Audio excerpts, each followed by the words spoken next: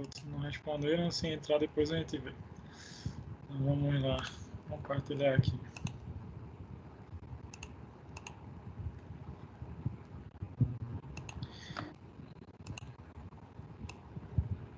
Tá aparecendo aqui para vocês o caso clínico? Tá, não. Não?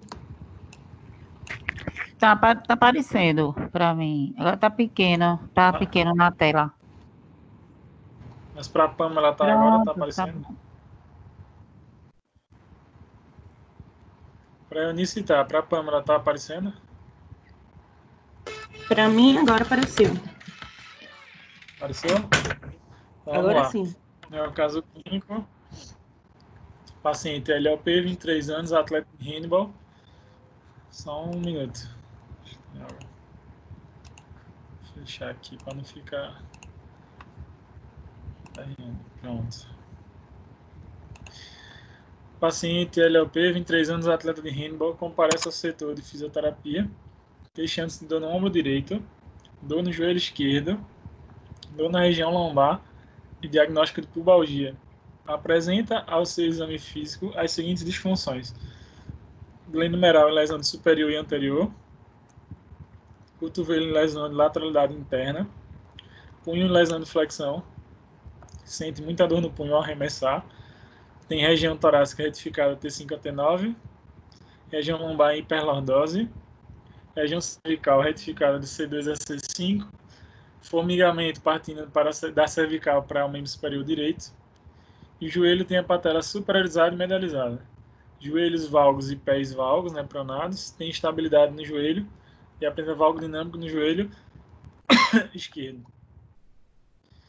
Aí vocês colocaram como objetivos, né, isso para o ombro: promover alívio da dor, restaurar a amplitude de movimento. Aí vocês podem, por exemplo, colocar restaurar a amplitude de movimento da articulação glenomeral, entendeu? Poderia completar qual articulação? Porque ombro eu entendo que vocês estão querendo dizer possivelmente glenomeral. Mas a gente pode pensar talvez em corrigir escápula torácica, acrômio e esternoclavicular. Vocês me escutam? Ô, professor, essa dor que ele sente no ombro pode ter sido de uma síndrome do impacto? Porque a gente procurou o tratamento baseado nisso, ou síndrome do impacto ou luxação. Síndrome do impacto, mais provável. Que ele deve ter caído com a mão estendida, né? Com o braço estendido. Se fosse luxação, talvez também ia falar de uma instabilidade ligamentar e teria falado aí, no caso, algum episódio de luxação. Certo. Aí vocês botaram, né? Fortalecer os músculos rotadores, adutores, tensores, ok, flexores. Tá ótimo. Só talvez botar o restaurar a amplitude e botaria aqui a articulação. Aqui. E aí, vocês a articulação da glenomeral, né? Glenomeral principalmente, mas poderia também ver externo e acrômio clavicular e a escápula torácica. A cintura escapular como um todo, né? Aí vocês botaram aqui músculos adutores, rotadores, ótimo. Claro que botou de maneira geral. Se quisesse depois especificar mais, isso eu só estou dizendo o toque para ficar mais completo ainda, tá? Certo. Não estou dizendo que tá errado. Poderia especificar, por exemplo, qual flexor, qual extensor, qual... Embora aqui geralmente é o grupo, né? Aí vocês falaram do TENS, certo? Convencional. Aí o TENS vai ser legal a gente pensar se for num quadro mais agudo de dor. O paciente chegou. Porque veja, é um atleta que a gente está falando, não, um atleta de handball. Então, se ele chega com um quadro agudo de dor em que você não consiga fazer nem a terapia manual já diretamente, nem a cinesioterapia, aí, no meu ver, é bem útil o TENS, entendeu? Agora, por exemplo... No início da lesão, né? O senhor está falando, né? Isso. Porque, assim, muitas vezes, às vezes até o paciente já tem o próprio TENS, né? O atleta, tô falando. Ele compra fora do país, porque é barato. Só um minuto. E aí, o que acontece? E às vezes ele mesmo já faz em casa, já tem o hábito. Então, assim, você poder aproveitar a consulta né, de uma hora de atendimento, podendo fazer outras coisas, é bem mais interessante. Não que não seja um recurso, mas é um recurso sim, eu tenho. Embora você vai usar pelo menos aí 20 minutos. Então já se vão 20 minutos da terapia. Você vai ter mais meia hora para fazer alguma coisa. Esse aí botaram aqui convencional, né, que é inclusive os quadros mais agudos realmente, frequência 150 Hz, largura de pulso, tempo 20 minutos. Exatamente. A cinesioterapia, e aí eu acho que vai ser o cargo-chefe nosso, juntamente com a terapia manual. Uhum. E você botar alongamento passivo das articulações cervical, ombro, punho e mão. Aí digo a mesma dica lá de cima, complementar só que região, por exemplo, alongamento passivo, alongamento tem relação com a musculatura. Você botar alongamento das articulações. Então, só refazer aqui, tipo assim, se é alongamento passivo, tá de que musculatura? Que musculatura da cervical? É trapézio? É eretores da espinha? Que musculatura do ombro? Que musculatura do que pega punho em mão? Certo? Certo. As articulações. Tá. Aí, exercício de flexão e extensão do ombro, na frente do espelho, certo? Estabilização escapular, ótimo. Exercício passivo e ativo assistido flexão, extensão, rotação externa, com auxílio do espaldar. Seria tipo essa posição que está na foto. A ideia desse exercício aqui. A foto é mais ilustrativa mesmo. Na foto está como se fosse um alongamento, sei lá, né? Algo do tipo, né? Do tronco. Uhum. Mas, tá, vocês poderiam fazer talvez esse exercício aqui de flexão e extensão com auxílio do espaldar, e você poderia colocar um TheraBand, por exemplo, né? Para dar alguma resistência. Poderia fazer isso já numa fase de fortalecimento. Se fosse fazer mobilidade, talvez você poderia fazer a mobilidade com resistência manual, com algo do tipo também. Ou a própria terapia manual primeiro, fazendo as mobilizações passivas, e depois ativamente com pezinho, com TheraBand, com peso, resistência manual, algo do tipo. Nessa parte aqui da direita que vocês botam exercício aqui. Exercício pendular de Koodman. Aí vocês pensam na questão da abertura do espaço articular. Eu, talvez, aí só uma opinião, né? Mas não quer dizer que está errado, porque está na literatura. Trocaria essa posição do Koodman pela própria terapia manual, mobilizando no sentido inferior. Então, segurava o braço do paciente e fazia essa decoaptação, né? Tipo, com a terapia manual. E depois fazia algum outro exercício diferente. Oi? É porque os exercícios pendulares ele faz contra a gravidade, né? Sim, sim. Não tem o auxílio do terapeuta. É porque o que eu digo é assim, como a musculatura do manguito rotador é muito forte, para você conseguir de fato promover uma tração muito grande, assim, importante, tipo, a ideia do exercício Koodman é boa, mas eu acho meio difícil, tipo, conseguir realmente fazer uma tração muito grande, entendeu? Uhum. Porque os músculos do manguito rotador são músculos estabilizadores da região e eles são extremamente fortes, a não ser que passe por alguma lesão ou fraqueza. Aí tem gente que utiliza o pezinho, né, na mão para ver se nesse peso gera mais uma abertura. É uma possibilidade, mas eu pensaria da forma que estou dizendo para vocês, talvez fazer manualmente mesmo. E aí entra ali esses outros exercícios que vocês fizeram aqui, que vocês falaram. Exercício isométrico com auxílio de bola, pode ser interessante sim. Fortalecimento concêntrico e excêntrico, aí pode ser com peso, pode ser com TheraBand, aí está ótimo. Exercício de arremesso, maravilha, porque ele está fazendo a atividade, né, específica dele. Esse de arremesso, professor, a gente já poderia deixar assim já para o fim, que é o treino da atividade funcional dele, assim, funcional dentro do esporte que ele pratica. Tipo, veja, geralmente a gente deixa para o final, mas como a gente está falando de um atleta, que é que a gente vai depender. E o atleta, muitas vezes, responde mais rápido do que um paciente de trauma comum. Sim. E aí o que acontece? Se nas primeiras consultas você já conseguir implementar a terapia manual junto com fortalecimento, não necessariamente na última ou no final é que tu vai fazer a parte dos exercícios de gesto motor. Talvez já na terceira, quarta, segunda, se ele tiver evolução muito rápida, obviamente. Normalmente o atleta tem um pouquinho mais de evolução mais rápida do que um paciente comum, idoso ou de trauma. E geralmente eles têm pressa, né? Assim, para voltar Sim, logo à é questão atividade, de tem aquela retorno à atividade, ansiedade exatamente. de retornar Mas assim, logo. obviamente, se a musculatura não está fortalecida ainda, se não tem a estabilidade devida, se a escápula não está trabalhando legal, não adianta nada eu já treinar o gesto Uhum. se ele não tem esse controle. Ou você pode montar uma terapia que comece com um trabalho escapular, certo? E comece com estabilização do manguito rotador, exercício de cadeia fechada e aberta, e aí termine o dia fazendo um movimento de arremesso, por exemplo. Deu para entender? A gente pode montar uma Sim. terapia toda moldada para no final finalizar com esse padrão de movimento do arremesso. É super interessante, inclusive. É porque no caso clínico não tinha o tempo, né, da lesão. Aí a gente fez. Eu deixei aberto justamente para isso, para vocês pensarem, né, em geral. Mas tá ótimo isso aqui. Cotovelo e punho. Objetivo diminuir a dor, certo? Aumentar a amplitude de movimentos extensores, flexores, cotovelo e punho. Fortalecer os músculos. Fortalecer os músculos. Ok. Em relação a quando a gente fala, por exemplo, cotovelo, né? Vocês botaram os dois de maneira geral, flexores e extensores, né? E aí não está no caso clínico, obviamente, mas se tivesse, né, relacionado a epicondilite medial ou lateral, você especificar mais ou os extensores ou os flexores, né?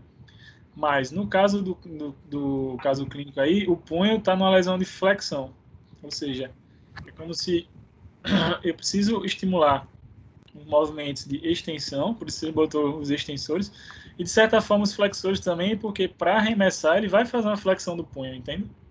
Uhum. Então, A tá gente, bem. a gente pesquisou, professor, como epicondilite medial também. Só que, como não tinha todos os sintomas, a gente não colocou tudo. Mas aqui tá bem legal por conta disso. Porque Foi, o a gente foco. associou com o problema do ombro, que pode ter sido devido ao choque durante o treinamento, atividade do E é esporte, comum acontecer. Handebol, né? e devido ao choque, ter machucado, né? O paciente ter caído e ter machucado o cotovelo e o punho. Não, tá bem direitinho. A pena é que a galera não tá aqui pra ver, né? Os outros meninos.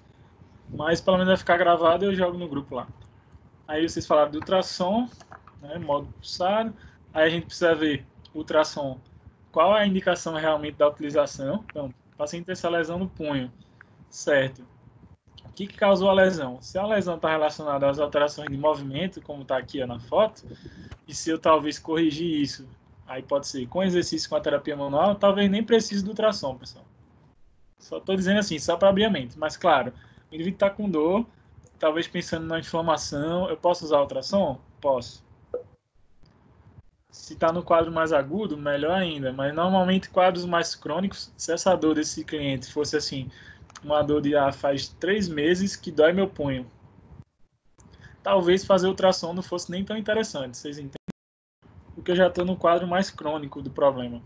Agora sim, ele fala assim, meu punho começou a doer semana passada, tá talvez inflamado, né?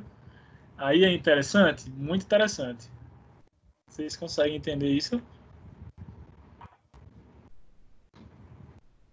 pessoal? Como é, professor? Repita aí, por favor. Tô dizendo assim, se o paciente chega para vocês relatando que a dor dele já tem 4 meses, vamos supor, no Já é punho, crônico, né? já é Já é um crônico, problema talvez a crônico. eletro não vai ter muito efeito, Sim. porque já Uhum. tem a condição mais crônica. Mas se ele fala assim, ó, eu machuquei jogando, treinando semana passada, então faz 15 dias talvez, ou faz uma semana, 7 dias, talvez sim, o ultrassom vai ser interessante. Uma questão de Certo. que se tiver inflamado realmente, vai valer a pena. E aí Porque realmente é a uma, frequência como vocês botaram mesmo. uhum. Porque é uma lesão mais aguda, mais recente, né?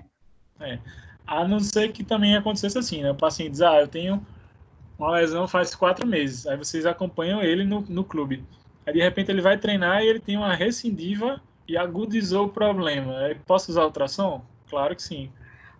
Professor, porque alguns atletas, eles, muitas vezes, eles se acostumam com essas lesões, né?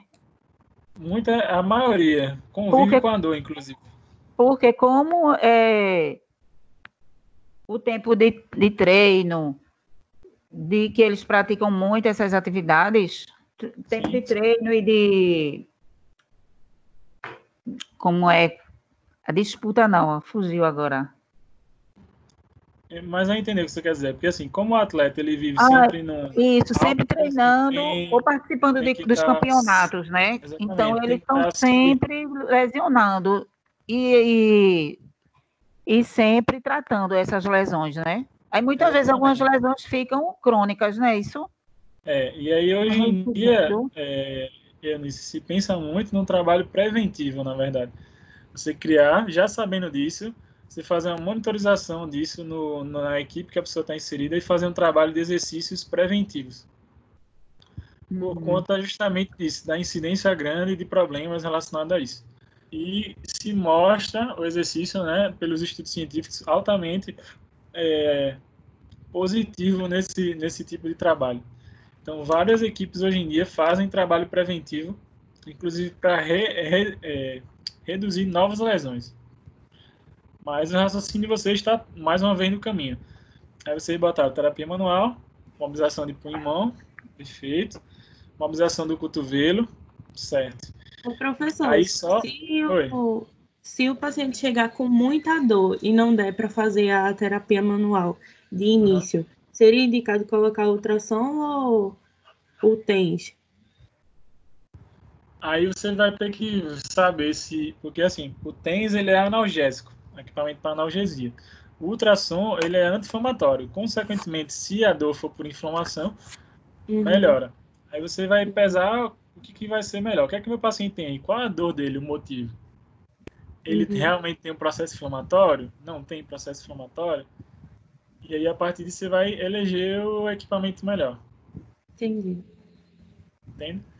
Aí, só um detalhe aqui, né? No caso, era uma lesão lateralidade. Tá certo, sim, o sentido. Eu ia dizer besteira aqui agora. Porque lateralidade interna, então o sentido da mão dele aqui tá levando para fora. Talvez o que que a foto que podia fazer, né? Não sei se dá para ver que o punho dele aqui não tá totalmente na articulação, tá um pouquinho antes, um pouquinho mais para baixo. Então ficaria. Vocês conseguem ver meu mouse? Dá para ver, estou vendo. Colocaria essa mão que vai empurrar aqui, ó, mais aqui nessa linha. E né, na interlinha articular mesmo a manobra. Mas a ideia do deslizamento aqui tá ótimo e do punho também. É isso mesmo.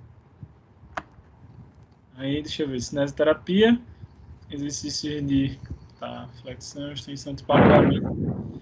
Você poderia talvez fazer posturas o paciente em 4 apoios para fazer apoio, tanto em flexão quanto extensão. Poderia ser uma forma, mas não está errado isso aqui, está ótimo.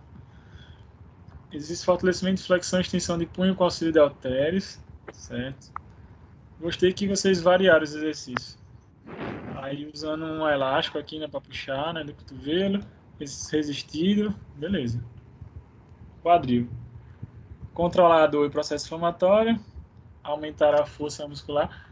Só um detalhe que vocês podem também, e é normal, como vocês pensam assim. E aí eu vou dar essa dica para o quadril e vai servir para os outros também, certo? Então, por exemplo, vocês apontam aqui, cotovelo e punho. A primeira coisa que vocês apontam é diminuir dor, certo? Aí, por exemplo, ombro, promover alívio da dor. Uma coisa que a gente pode talvez inverter aí a ordem poderia ser o seguinte, em vez de estar logo alívio da dor, devolver a funcionalidade. Por quê? Eu estou querendo dizer isso. Imagina assim, como a gente está dando exemplo do atleta. O atleta chegou, tem uma dor, beleza, mas vamos ver o que é que ele não consegue fazer e focar assim nos exercícios como vocês fizeram muito bem, que aí, consequentemente, eu vou ter um controle da dor. A dor, ela geralmente é secundária, né? É consequência. Então, se eu foco o meu objetivo de trabalho na funcionalidade, o que é que ele não consegue fazer, a chance dessa dor reduzir é grande, vocês entendem? Por que eu estou dizendo isso? Porque, assim, trazendo para o nosso paciente traumático, se você fica focado na dor, aí no próximo atendimento você vai perguntar, seu fulano, seu Severino, quanto está a sua dor de 0 a 10? Aí ele vai chegar e vai dizer assim, tá 11, minha filha, ou então não melhorou nada, minha filha, tá ruim ainda, porque ele fica focado na dor. Aí quando você tira o foco da dor dele e fica trabalhando função e o que ele não conseguia fazer, olha, veja como o senhor agora senta melhor, como levanta, caminha melhor, ele percebe essa melhora, isso normalmente tende a reduzir a dor, porque ele se vê melhor, Vocês entendem o que eu estou falando? Quando ele começa a voltar ao movimento funcional, né? Aquele movimento, Isso. aí ele se desliga mais da dor. Exatamente, porque ele passa a ser ativo no processo. Isso é Porque aí extremamente ele começa a importante. ficar, aí ele começa a ficar satisfeito porque o movimento está voltando, a função está Exato. voltando, mesmo com a dor, aí ele começa a colaborar e aquela dor tende Exato. Aí ele a cria uma diminuir. autonomia no processo, você só orienta e ele já segue, e aí isso facilita o trabalho. E aí todo o Porque às restante vezes pode falar. ele está sentindo dor, então ele não quer fazer o movimento, né? Aquele movimento ali Exato. Ele acha do que músculo da vai articulação machucar. vai magoar, vai machucar, e Exatamente. aí Aí vai entra, até fica, começa a ficar aquele segmento mais imobilizado, né, professor? sim, aí entra no que a gente chama de cinesiofobia. Ele fica com medo de mexer porque acha que vai machucar novamente. Sim. Certo? Mas é superando a dor, movimentando, que ele vai perdendo o medo e vai percebendo Exatamente. que é Aí, até aí preciso só para voltar à função. Exato. É só esse meu comentário em relação aqui, mas o que vocês botaram aqui tá ótimo, entendeu? Controlador e Uhum. processo inflamatório, A dor, aumentar a então, força faz muscular. parte, né, do processo de... A dor faz parte, né, do processo de cura, então, né, da lesão, Exatamente. né? Na verdade, assim, como dor é uma coisa que a informação ela é processada no sistema nervoso central e a dor serve como elemento de proteção do local. Porque, assim, se não sinalizasse como dor, o paciente continuaria na sobrecarga ou o paciente nunca procuraria a fisioterapia. Então, a dor, ela informa para o paciente e para o fisioterapeuta que algo está errado. E aí é preciso quebrar essa informação viciosa de dor no sistema nervoso central. Através de quê? Dos exercícios neuromusculares, da movimentação, desse empoderamento do paciente sentir que ele pode fazer de novo os movimentos sem problema nenhum, entendeu? Certo. Esse é o caminho. Aumentar a força muscular da pelve, tá ótimo. Diminuir o encurtamento dos músculos, melhorar a amplitude do movimento, melhorar o equilíbrio, fortalecer, melhorar a marcha, certo? Aí vamos lá. Pubalgia, aí vocês usam a do ultrassom, certo? Aí volta a frisar a questão do ultrassom. Vai depender muito do quadro que o paciente se apresenta, mas aqui como ficou mais aberto e tranquilo, os parâmetros estão legais. Mas o que vai ser mais importante é aqui, ó, cinésio. Então, os exercícios passivos e ativos. Pode usar a bola, é legal, né? Bola suíça. A ideia dos exercícios está bem direitinho. Mobilizar a cintura pélvica com anti-retroversão. Pode ser normal, pode ser com a própria bola também, sentado na bola. Ponte. Pode ser ponte com a perna estendida também. Terapia manual, né, mobilização patelar, treino de marcha, não necessariamente dessa forma, né, porque aqui eu entendo que foi a foto ilustrativa, né, mas com circuito sim, legal. E a gente sempre lembrar que é um atleta, né, então ele vai ter bom controle de tronco e tudo. Dissociação pélvica na bola, ótimo. Isometria. Aí eu talvez, só uma ponderação nesse daqui, ó, exercício de isometria com auxílio dos adutores. Geralmente você vê o seguinte, hoje em dia, antigamente na fisioterapia se utilizava muito esse tipo de exercício apertando a bolinha. Só que já se via o seguinte, por exemplo, quando o cliente faz o apoio unipodal, como vocês botam aqui, ó, na foto, geralmente tem uma tendência de valgo dinâmico do joelho, o joelho cair para medial, para dentro, e uma alteração dos rotadores externos. Então, assim, o exercício mais correto aqui nesse seria, em vez da bolinha no meio, seria com a faixa elástica, o paciente fazendo a abdução, abrindo as pernas, não fechando, entendeu? Vocês me ouviram? Sim. Tá Em vez vendo? de ser esse aqui com a bolinha, ser com a faixa, ele abrindo. Aí trabalhar apoio unibodal, excelente, para equilíbrio, para força, tudo. Fortalecimento com teraband, equilíbrio, pode ser, né, sem o disco e com o disco, e segurar objetos com o pé. Tá bem, ó, tudo que vocês botaram aqui ficou bem legal, bem completo. Uma pena que a galera não tá vendo, mas eu posso mesclar em cima de tudo isso. A única dica que eu dou aí em relação a tudo isso que vocês botaram aí, é só a questão sempre da gente atrelar tudo isso com função, certo? Função do paciente. O que é que ele não consegue fazer? E tal coisa, né? Por conta da dor. O que é que está limitando ele? Vamos focar nisso. Melhorei isso através de fortalecimento da terapia manual, da cinese, no exercício de mobilidade. Fiz propriocepção, fiz tudo que vocês botaram ali. Aí eu vou treinar depois o quê? O gesto esportivo. Para você trabalhar o retorno ao esporte. Mas o que vocês botaram aí eu gostei bastante. Tá bem legal.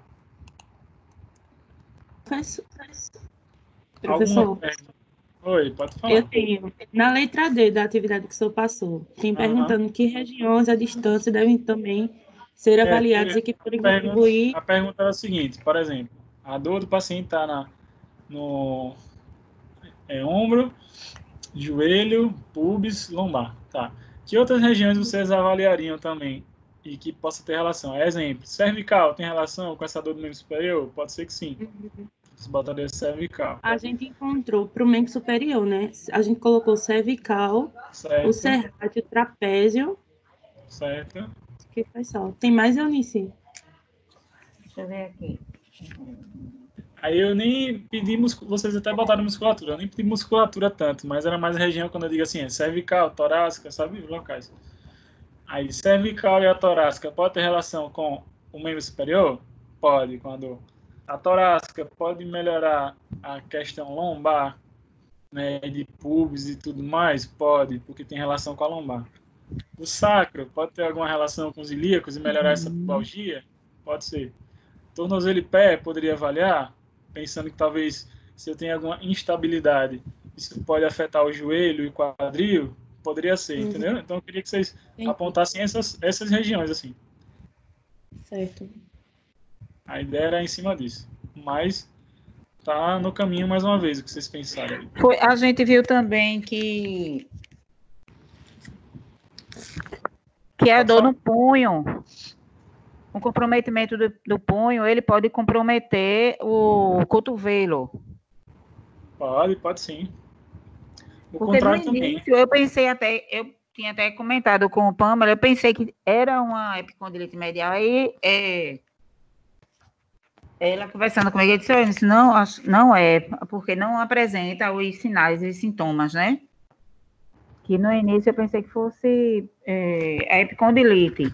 Aí a gente fez uma pesquisazinha que a dor no punho, se for por compressão do nervo cubital, ele pode terminar interferindo no funcionamento do cotovelo. Pode sim. Veja como um caso clínico desse, por isso que eu quis botar, né, mais amplo, faz vocês pensarem bastante sobre os tratamentos, né? Vocês foram buscar exercício, foram pesquisar, foram ver. Então, assim, isso é legal, porque aí quando você tiver um paciente desse tipo na frente de vocês já não vão ficar muito perdidos, assim, por onde eu começo, o que é que eu tenho que fazer, entendeu? Então, essa é a ideia de um caso clínico assim. Muitas vezes, no caso clínico desse, clareia bastante para esse sentido. O que é que eu posso fazer em relação ao pubis? O que é que eu posso fazer em relação ao joelho, ao ombro? E aí vai abrindo a mente de vocês. Essa é a ideia. A ideia também era ter todos os outros meninos aqui para a gente discutir mais abertamente isso, mas não tem problema, né? Às vezes não estão trabalhando, estão na correria aí, né? Não está fácil para ninguém. Aí a gente viu também, professor, que o comprometimento dessa articulação glenomeral, ele faz com que a cintura escapular fique encurtada, não é isso? E por isso essa dor e prejudica o quê? A dor na cervical, onde pega a parte do trapézio, do serrátil. Certo. É como se fosse uma coisa seguida da outra, né? Com certeza. O comprometimento da articulação glenomeral, aí compromete da escápula torácica como um todo, compromete a cervical, né, essa musculatura posterior, e do ombro também vai comprometendo cotovelo e o punho também, dependendo também dos nervos que estejam comprimidos, né? Isso. Geralmente, uma coisa tem relação com a outra, sim. pelo caso aí, né? E aí você vê que a cervical, por conta da irradiação, pode ter relação com o membro superior. Então, você pensar em conduta na cervical, quem vai me dizer por onde eu vou começar, né? Que vocês, claro, botaram os tratamentos mais abertos, porque eu não esclareci muito, né? Isso aí deixei mais aberto, mas se eu inicio pelo quadril, se eu inicio pela lombar, se eu inicio pelo ombro ou não, quem vai me dizer tudo isso são os testes e a avaliação com o paciente. Né? O professor, passo a passo, na verdade. Oi, Pamela. o ombro também pode ter relação com o plexo braquial ou não? A dor no ombro, sim, porque ele está falando de uma dor que irradia para o braço, se você vê no caso, né? Aí pode ter relação com o plexo? Pode. Aí como você pode fazer isso? Existem os testes para você ver se tem alguma compressão cervical, né? Tem teste de Jackson, que é onde você faz compressão, tem Spurling, tem uns testes que você faz. Associado a isso, você pode fazer as técnicas de tratamento de mobilização neural, não sei se você já ouviu falar. Você pode fazer a mobilização neural, né? Para o mediano radial na, ou para a raiz cervical mesmo, e verificar se a queixa neural reduz. Uhum. Já ouviu falar na mobilização neural? Eu já. Bom, pensando em nervo, poderia ser. E aí você poderia começar passivo com o terapeuta fazendo a mobilização neural e depois ensinar o paciente a fazer o movimento, a fazer uma automobilização. Poderia ser uma outra possibilidade também. Ou seja, durante o processo do tratamento, quanto mais você inicia passivo e depois vai ficando mais ativo o tratamento, é o melhor caminho, hoje em dia. Que não sou eu que estou falando, é o que geralmente as pesquisas mostram quando você segue essa transição, né? Inicia talvez mais passivo e vai evoluindo mais para um padrão mais ativo de tratamento, os resultados são melhores. Se o paciente quiser também, né? Porque tem aqueles que querem ficar afastado em INSS, tem aquele que vai para lá para a clínica para querer receber só massagem, né? Etc, etc. Isso atrapalha um pouco. Mas pensando no tratamento ideal, quando vocês iniciam mais com terapias manuais, com essas técnicas de relaxamento e com o passar dos atendimentos, coloca mais movimento, né, dentro de tudo que vocês colocaram aí, a chance dele melhorar é muito grande.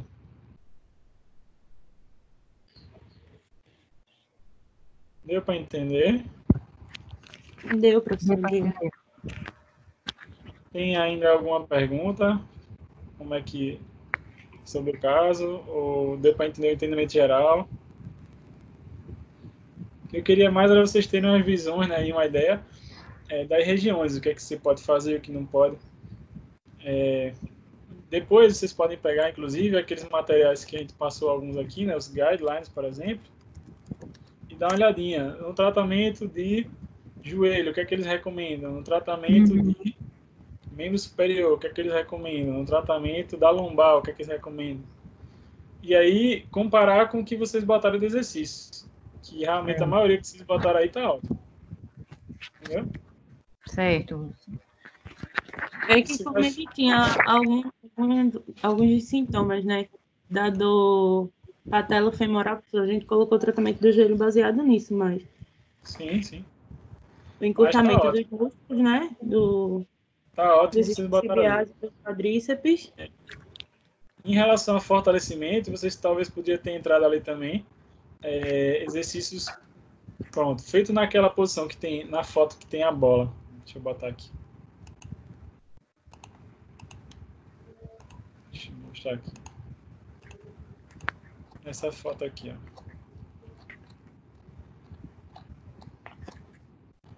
Essa. Que eu falei para vocês a questão do... Tá aparecendo a foto? Tá aparecendo. A questão do gravando aqui. Vocês poderiam fazer, na verdade, tanto deitado, quanto o paciente em pé, fazendo deslocamento lateral, quanto o paciente deitado em decúbito lateral, abrindo a perna, fazendo uma abdução, que é a técnica que chama... o nome do exercício chama ostra, né? Exercício de ostra ou concha. Em que ele vai estar decúbito lateral, com a terabanda entre as pernas e vai abrir, né, e fechar, né? Fazendo abdução. Aí vai estar trabalhando o fortalecimento, então, né, dos abdutores. Exatamente. Vocês poderiam acrescentar aí, né, juntamente com as outras coisas que já botaram, ponto.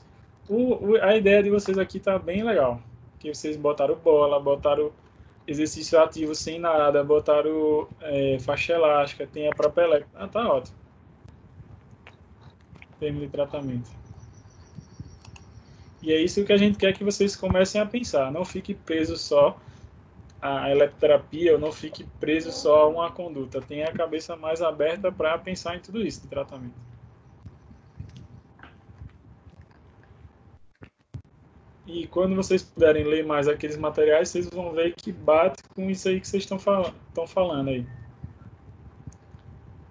Ou seja, isso dá um norte maior na cabeça de vocês. O que fazer.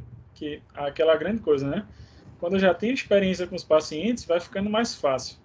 Quando eu nunca peguei um paciente daquela patologia, quando você dá uma pesquisada nos assuntos e associa, vê os exercícios, vê tudo aí, fica mais fácil.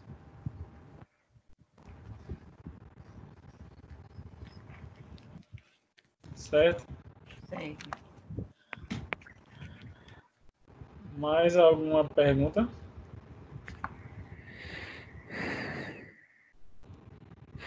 Não, professor, eu fiquei só essa última mesmo, que fiquei só mais na dúvida, essa letra D. Só foi a questão Okay. ficou mais assim. Mas agora vocês entenderam. Isso. Certo. Deu para entender. E deu para entender o caso em si, né? O caso clínico, né?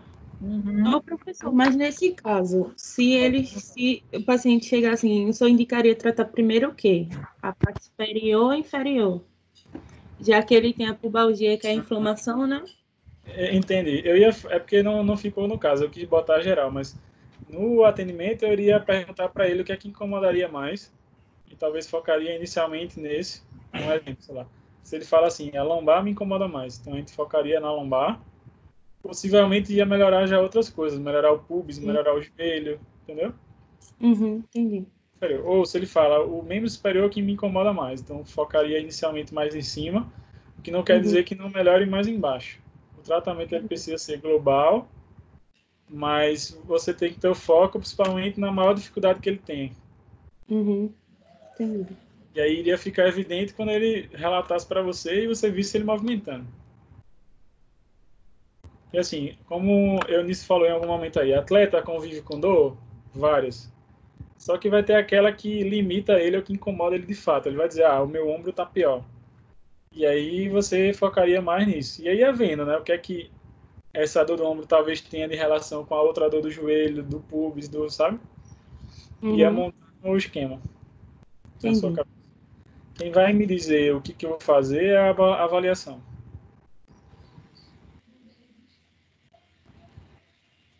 Aqui é porque eu quis que vocês abordassem os tratamentos gerais de cada região. Mas quem vai me dizer para onde eu vou, o que eu começo no tratamento vai ser a avaliação. Certo, entendi. Ok? Mas foram ótimas as dúvidas e o caso. Mais alguma dúvida ainda que não ficou claro? Eu não tenho, não. E Não, Eunice? Não, tá tranquilo. Então, como só entrou vocês duas e pela hora que já é, né? Quase 3 horas, falta 15 minutos. Acho que a galera não vai entrar hoje. Aí eu vou finalizar aqui.